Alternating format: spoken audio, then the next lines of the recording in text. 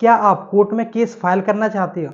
तो शुरू कैसे करें? Hi everyone, legal justified solution में आपका स्वागत है। डिवोर्स केस से रिलेटेड किसी भी हेल्प के लिए आप हमारे हेल्पलाइन नंबर पर कॉल करें और हमारे लॉयर से कंसल्ट करें, वो आपकी पूरी हेल्प करेंगे।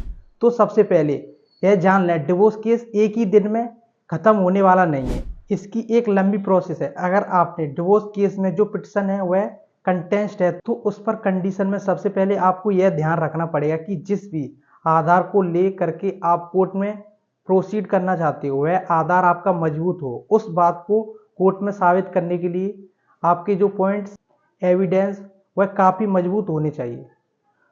तो आप डिवोर्स केस फाइल करने से पहले लॉयर की एडवाइस जरूर लें। इसके लिए आप हमारे लॉयर से एडवाइस ले सकते हैं, जिससे आपको कोर्ट में अपने केस से रिलेटेड कोई भी बात विद प्रूफ रख सकते हैं। इससे केस आपके फेवर के जाने के चांसेस बढ़ जाएंगे। डिवोर्स केस की पिटिशन फाइल करने से पहले आई बटन पर क्लिक करके ये वीडियो जरूर देख लें। इससे आपके केस की पिटिशन स्ट्रांग होगी। आपको पति या पत्नी से किसी बात को लेकर कोई भी प्रॉब्लम हो तो आप उस बात को लेकर एविडेंस इकट्ठे कर लें, जिससे आप कोर्ट में जो भी बात बताएंगे उस बात को साबित करने में आपको आसानी होगी।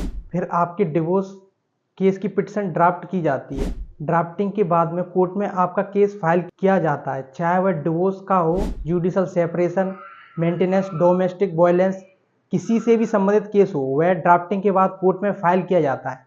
केस फाइल होने के बाद में अगली प्रोसेस है अपने पार्टनर को नोटिस भेजना।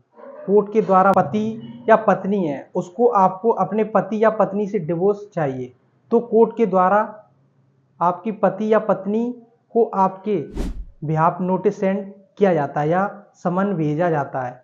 समन भेजने के बाद जो भी आपके पति या पत्नी का कोर्ट में जवाब आएगा, अब उस बात को लेकर कि मेरी पति या पत्नी का क्या कहना है, उन सारी बातों को रिप्लाई करेगी। वह इन बातों का जवाब देगी और जो अगली बात आती है वह यह है कि पति या पत्नी कोर्ट में आ जाएंगे और नेगोशिएशन ऑफ डील होती है। मतलब कि पति या पत्नी की काउंसलिंग कोर्ट के द्वारा किया जाता है।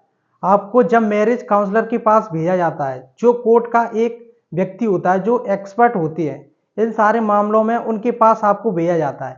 वह पति या पत्नी में क्या स्पेशल सेटलमेंट हो सकता है। मान लीजिए आपकी पत्नी को आप 20 लाख देने के लिए कैपेसिटी है, मेरी पत्नी को 40 लाख चाहिए, तो उन्होंने 30 लाख में सेटलमेंट करवा दिया और अब आपका divorce case mutual divorce case में यहाँ से शिफ्ट हो जाएगा। नहीं तो आपका कंटेस्ट डिवोर्स होगा। तो जो अगला स्टेप है उसे हम बोलते हैं ट्रायल। ट्रायल में क्या होता है, जब भी आधार पर आप डिवोर्स चाहते हैं उसके प्रूफ कोर्ट के सामने रखने होंगे। उसमें examination class, examination framing of issues, यह सारी चीज़ें होती हैं, गवाह आते हैं, सारी चीज़ें होती हैं और उसके बाद कोर्ट जजमेंट कर देती है। अगर आप अपने केस को साबित करेंगे तो आपको डिवोर्स मिल जाता है, नहीं तो आपकी पिटिशन खारिज हो जाएगी। फिर आपको अपील करनी पड़ेगी, हाई कोर्ट में जाना पड़ेगा। तो यह उसकी प्रक्रिया रहती है।